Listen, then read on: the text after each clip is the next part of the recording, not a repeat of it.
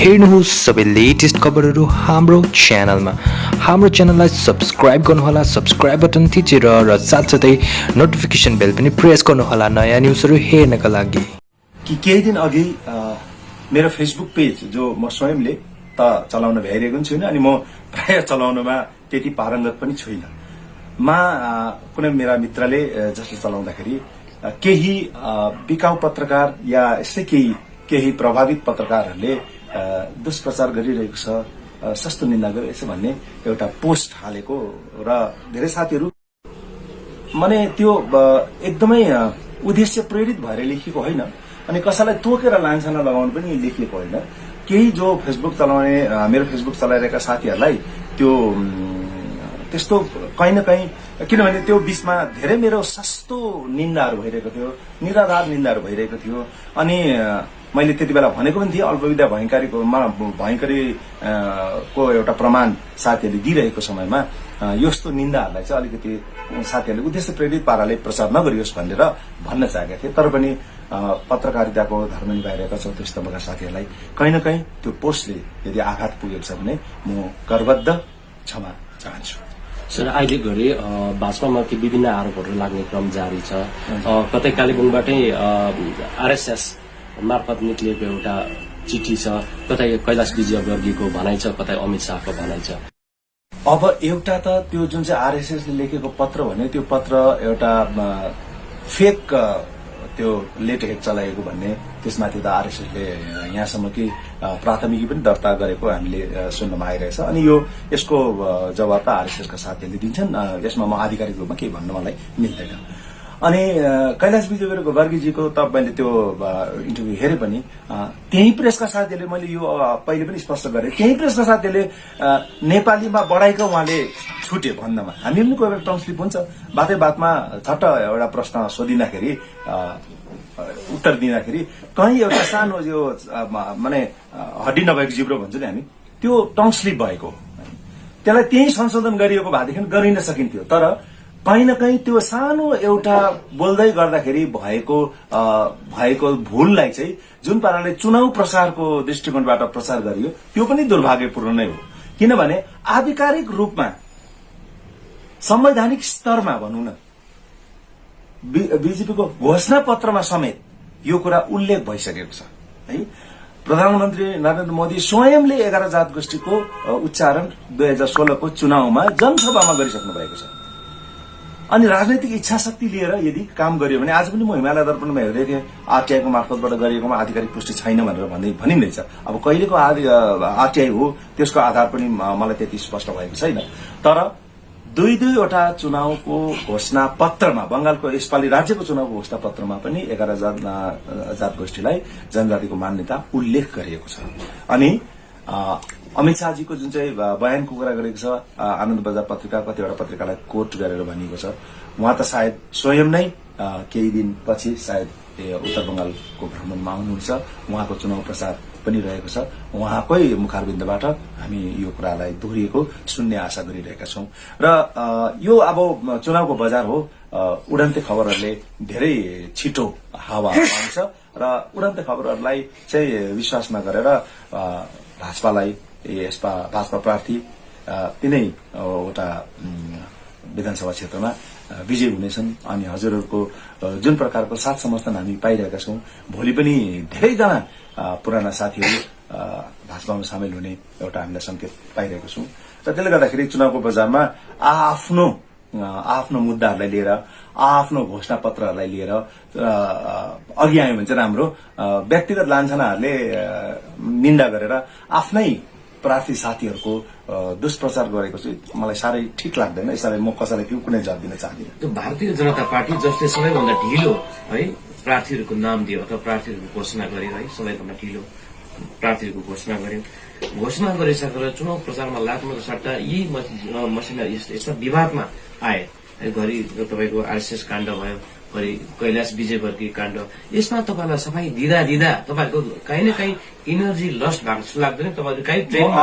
train छोडेको जस्तो लाग्दैन यसले त भाजपा प्रार्थीसँग साथीहरू भयभीत भएर अरू कुनै उनीहरूले आफ्नो चुनाव प्रचार गर्ने आधार नपाएर भाजपा प्रार्थीलाई चाहिँ कसरी हुन्छ भाजपालाई चाहिँ दोषी ठहराएर जनताको अदालतमा चाहिँ उहाँहरूलाई शास्ति दिउँ भन्ने साथीहरूको जुन चाहिँ एउटा कोसिस छ नि त्यो उहिले एउटा स्कुलमा पढ्दा हार्ने गोरुको छेर्ने बानी भनेर हामीले उखान पढ्थ्यौं त्यो हार्ने गोरुहरूले छेरेको कुराहरू मात्रै हो जनप्रचार हाम्रो भइरहेछ हाम्रो प्रत्येक भाजपाका प्रभारी स्वयं अहिले सतीश पाण्डेज्यूसँग तपाईँले निश्चय नै उहाँको किनभने उहाँ परोक्ष रूपमा बसेर आज त तपाईहरुसँग जम्का भेट भइहालेर उहाँ अघि आए उहाँले परोक्ष रूपमा बसेर भाजपाका कार्यकर्तादेखि आरएसएसका कार्यकर्तादेखि हाम्रा त मण्डल प्रेसिडेन्ट मण्डल कमिटी हुन्छन् अनि शक्ति केन्द्रहरू हुन्छन् बुथ लेभल कमिटी हुन्छन् प्रत्येक बुथ एक एकवटा बुथ उहाँ पुगिसक्नुभयो यस्तो दुर्गम क्षेत्रका बुथहरूमा पुगिसक्नु भएको छ र ग्राउन्ड जमिनी स्तरमा भाजपाको तर्फबाट जुन काम भइरहेको छ त्यो सायद यो प्रचारमा ल्याउँदैनन् उहाँहरूले तर जमिनी स्तरमा जुन प्रकारको उहाँहरूको आकलन आइरहेको छ अनि तपाईले त सर्वेहरू पनि हेरिनु भएको छ अनि कतिवटा प्रेसको मार्फतबाट भएको आकलनमा पनि भाजपा नै विजय हुने तीनैवटा संसदीय विधानसभा क्षेत्रमा त्यो संकेत आइसकेको छ त्यसले गर्दा हताश भएर हतोत्साहित भएर भनौं साथीहरूले यस्तो खालको माने फुटबलमा हार्दै गएपछि गोली नखेदेर आफ्नै प्रतिद्वन्दीलाई खेद्नु लाग्छ नि रफ खेल्न थाल्छ त्यो रफ खेल्ने कुरा हो सर तपाईले सशर्त भाजपामा म सामेल भएको भनेर सुरुकै दिनमा भन्नुभएको ती शर्तहरू मध्ये गोर्खाको निम्ति के कुराहरू थिए अनि घोषणापत्रमा ती शर्तहरू समावेश हुने कतिसम्म छाट देखिनु भएको छ घोषणापत्रमा त पहिलेबाटै समावेश भइसकेका छन् एउटा कुरो त अनि अर्को कुरो मैले भनिहाले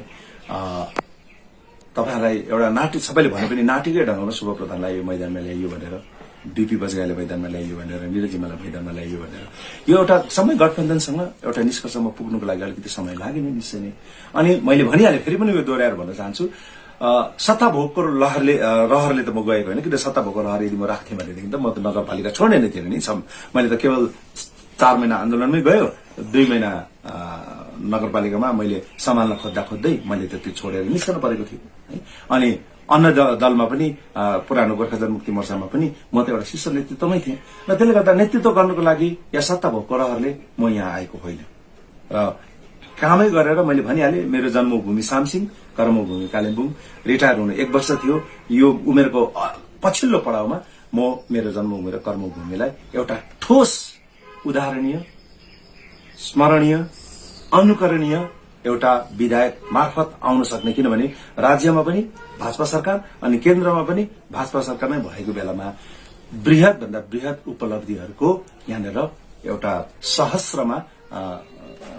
एउटा स्थापित गर्ने जुन मेरो कालिम्पोङको पूर्वाधारदेखि लिएर एउटा पूर्णाङ्ग जिल्लाको स्वरूपदेखि लिएर अनि अब सबैले भन्छन् भन्नु त बाटो घाटो नाली पानी यो सब भन्छन् त्योदेखि अलग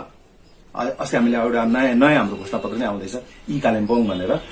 कोभिडको समयमा हामीले जुन असुविधाहरू भोगेर देख्यौं अनि अब यो हामीले हाम्रो पिढीको हाम्रो जमाना गयो हामीले किताब पढेर लाइब्रेरीमा हार्ड कपी पढेर जुन चाहिँ अध्ययन गर्थ्यौं त्योबाट यसपालि कोभिडको समयमा घर बसेर वर्क फ्रम होम र स्टडी फ्रम होम स्कुलका नानीहरू अर्को अघिल्लो पिढी हामीले देख्यौं त चुनावको मुखमा आइप्याड दियो नानीहरूलाई हैन यो त चुनाव प्रचारकै आधार बनायो यानी कि उपलब्ध गराउन सकिँदो रहेछ यी अत्याधुनिक उपकरणहरू इलेक्ट्रोनिक उपकरणहरू उपलब्ध गराउन सकिँदो रहेछ त्यो प्रावधान रहेछ तर किन चाहिँ चुनावको मुखमा आएर गरियो यो इभन कोभिड टाइममा घरको बाउको एउटा एन्ड्रोइड फोन छ 2 जना नानी छ भने पालो गरेर चलाउँदैछ बाबाले फोन लान सकेनन् यी नानीहरूलाई पछि गएर हाम्रो पछिल्लो पिढीलाई एउटा नयाँ शिक्षाको नयाँ एउटा पद्धति तर्फ अग्रसर गराउने पनि उद्देश्य कहीं न कहीं भाजपा सरकारको तर्फबाट राखिएको छ केजीदेखि पीजीसम्म मुफ्त निशुल्क शिक्षा भनेपछि त्यति ठूलो घोषणा गर्न सक्ने अघिल्लो पिढीलाई त्यो आधारमा म उभिनु पाउँदा म आफैलाई एउटा साङ्गोको रूपमा हेरिरहेको छु सर अहिले भाजपा यो त्यसले पहाड़को जुन चुनाव छ त्यसलाई पनि फरक पार्छ त्यो त तपाईहरुले देखिरहनु भएको छ तपाईहरुले पनि मलाई बुझाउनु पर्ने म त चुनाव प्रचारमा कहीं न कहीं प्रत्यक्ष अपरोक्ष रूपमा संलग्न छु पहाड़मा त भाषा निश्चय आउँदै नै छन् अनि राज्यमा पनि भाजपाको आफ्नो सर्वे पनि छ त्यसै 200 प्लस भनेको थिएन किनभने यो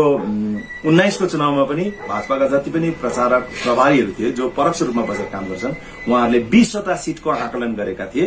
8वटा सिट पुग्यो अनि 2-3वटा सिटमा केवल एकदमै सानो मार्जिनले हारेका छन् 4000 2500 भोटरले हारेका छन् सो त्यसले गर्दाखेरि यसपालि